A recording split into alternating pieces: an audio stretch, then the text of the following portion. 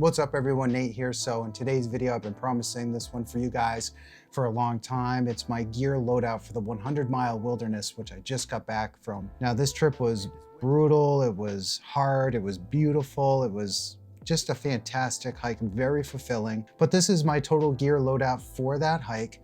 Comes out to about 7 pounds, 15 ounces. And a lot of this gear is new to me. I did take it out on some test hikes before I took it to the 100 mile, but a lot of this gear you really haven't seen in previous videos, at least some of the major components of my gear loadout here. So let's get started with the pack, which is the Mount Laurel Designs Exodus 55 liter pack.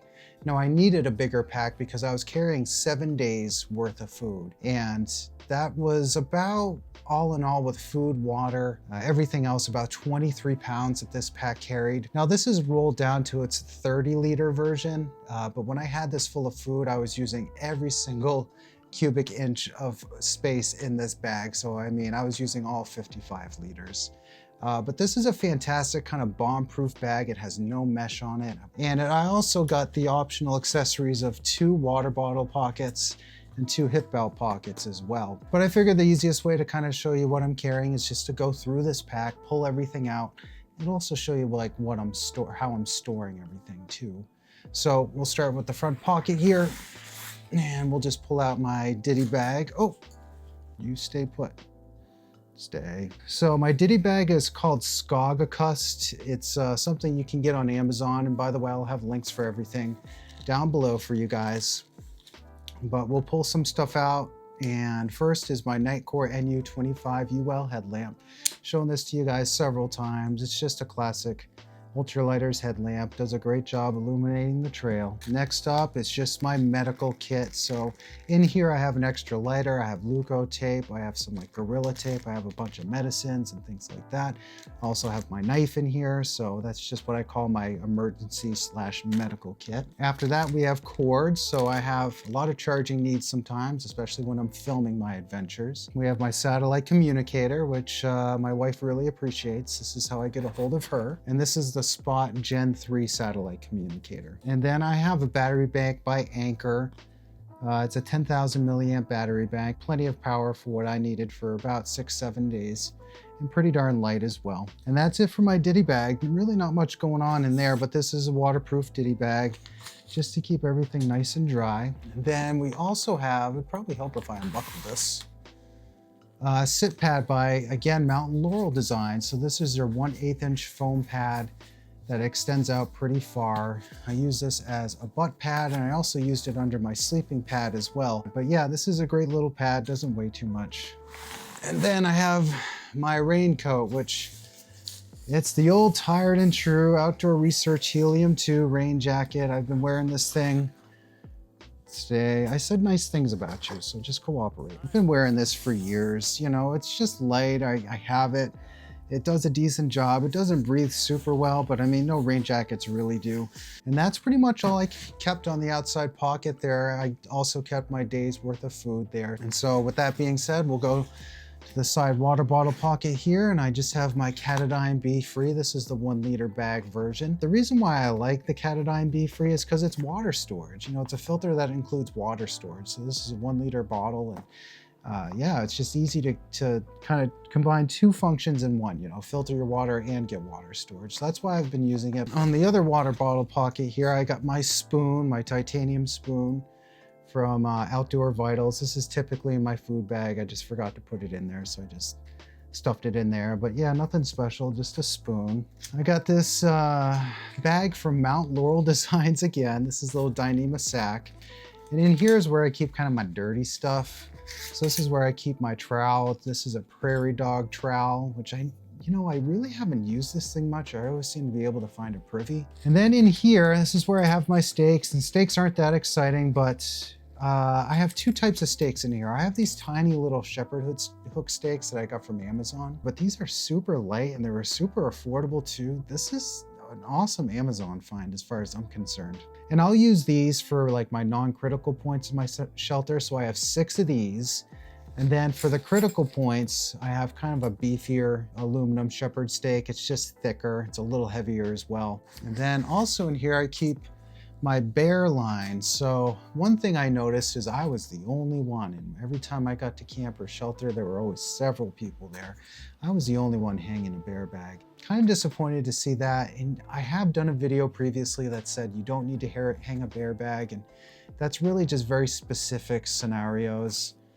In general, I am always hanging a bag. In fact, it's the first thing I do when I get to camp. Before I even set up my shelter, I hang my bear line. So that's what this is. And again, this is by Mountain Laurel Designs. So we'll move on to the pockets on the straps here. And right here, I just have my water bottle holder. This is a 700 liter or 600 milliliter, I should say 700 liter. That'd be a pretty big bottle. 700 milliliter. Smart water bottle. And then this one's empty, but this is where I kept my tripod and my action camera basically just for filming. So I was able to just whip it out real quick and film. Moving on to the hip belt pockets here. In this first one, I have my buff from Outdoor Research.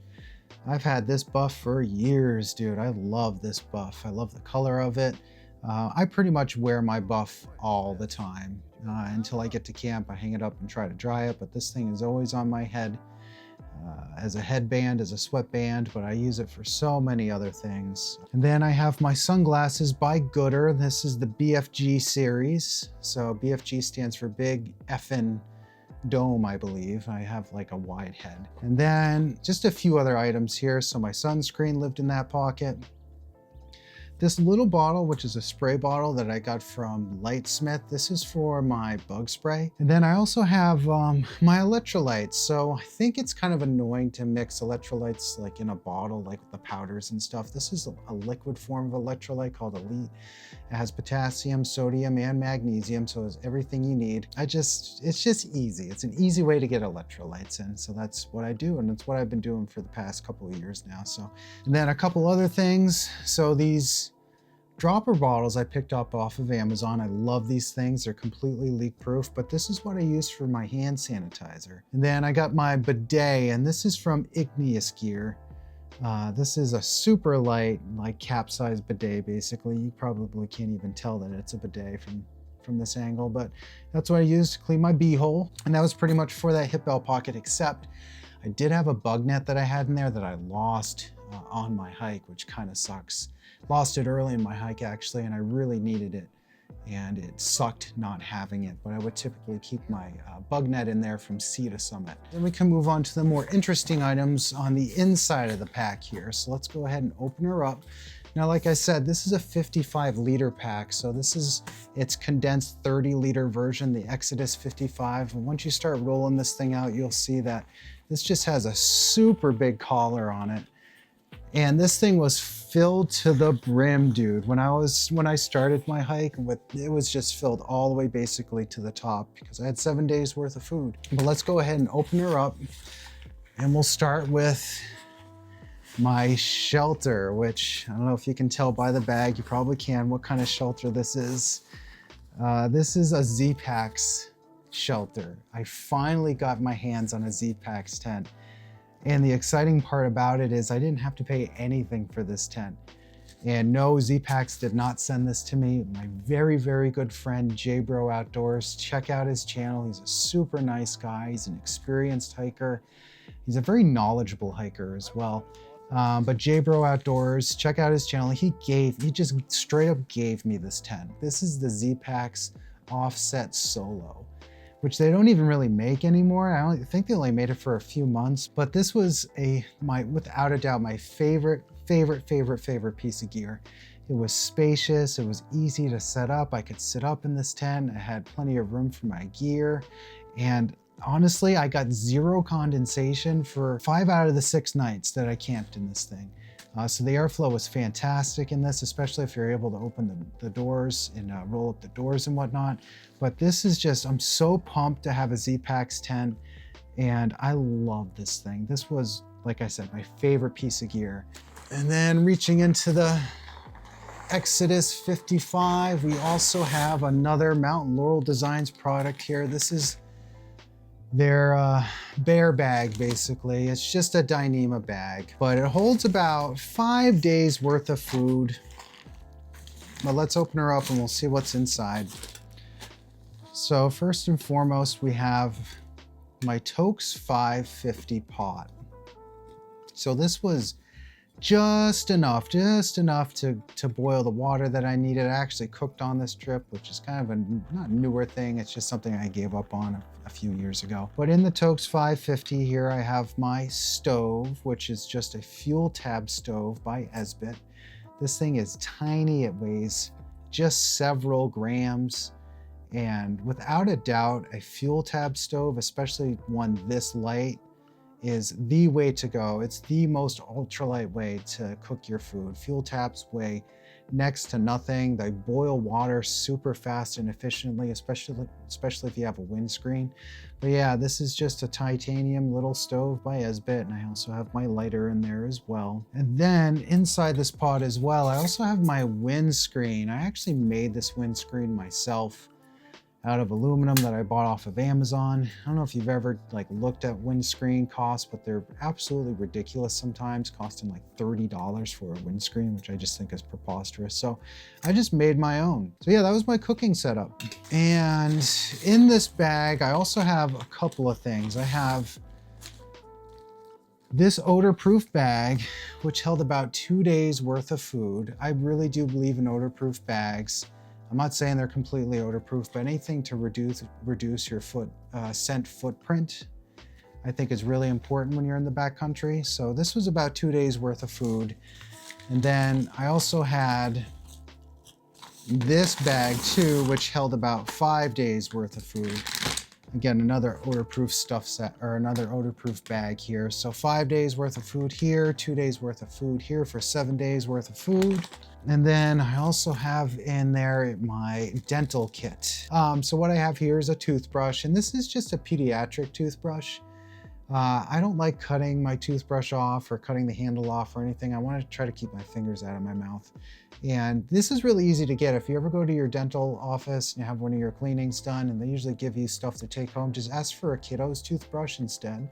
And that's it. But this is what you actually hang in the tree with the bear line that I showed you. And like I said, I did that 5 out of 6 nights, because one of the nights they had a bear locker where you could put your food in, which was super convenient. But every other night I hung my food in that Dyneema bag. Let's go ahead and just start pulling stuff out here.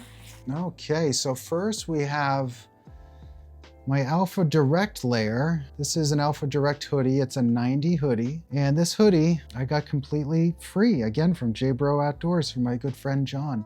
This thing is amazing. I had no idea what I was really missing out on when it came to this Alpha Direct stuff.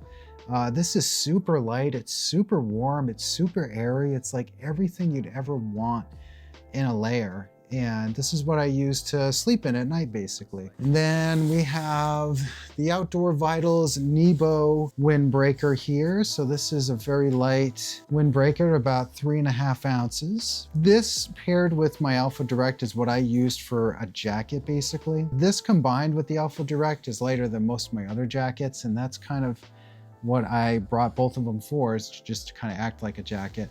What else do we have in here? Oh, this is cool. So I found these on Amazon, and you've probably heard Jupiter Hikes talk about these, but these are dance pants, dude. And these are just super light. I typically wore these at camp, but I did hike in them a few times just because the mosquitoes were so bad. But they pack down really, really small, add just enough warmth where it kind of takes the chill out. So body wrappers, dance pants on Amazon. Great find. Let's see.